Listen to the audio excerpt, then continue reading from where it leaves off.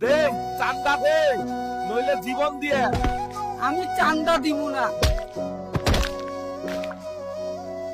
সত্যি আজ আমি বলতে বাধ্য, ঘৃণা করি আমি আমার মাতৃভূমিকে, ঘৃণা করি ওই সব মানুষদেরকে যারা অন্যায়কে প্রশ্রয় দেয়।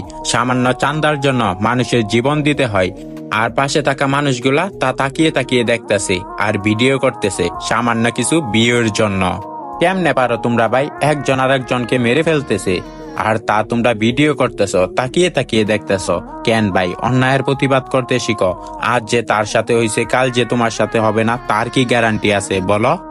এটাই সেই স্বাধীন দেশ, যে স্বাধীন দেশে দাঁড়িয়ে অন্যায়ের বিরুদ্ধে প্রতিবাদ করতে পারি না। এটাই কি স্বাধীনতা?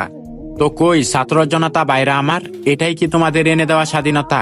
একের পর এক খুন, একের পর এক মায়ের বুক খালি হচ্ছে, আর তোমরা তা তাকিয়ে তাকিয়ে দেখতেছো কেন? প্রতিবাদ করতে এখনো সময় আছে, শিখো।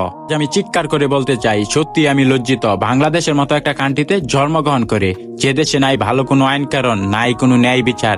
ওই দেশকে নিয়ে আমরা আবার করি বড়াই, সোনার বাংলা আমার, আমি তোমায় ভালোবাসি। যতদিন এই দেশে না চালু হচ্ছে ন্যায় বিচার, ততদিন আমার স্লোগান একটাই, সোনার বাংলা আমার, আমি তোমায় ঘৃণা করি। ধিক্কার জানাই আমি বাংলাদেশের প্রশাসনকে, ক্ষমতা পেয়ে ক্ষমতার অপব্যবহার না করা হোক, আইন সবার জন্য সমান করা হোক।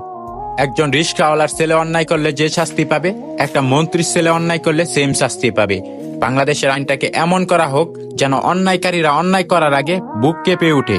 তো আমার কথাগুলো ভালো লাগলে ভিডিওটা শেয়ার করে দিয়েন। সকলে ভালো থাকেন, আল্লাহ হাফেজ।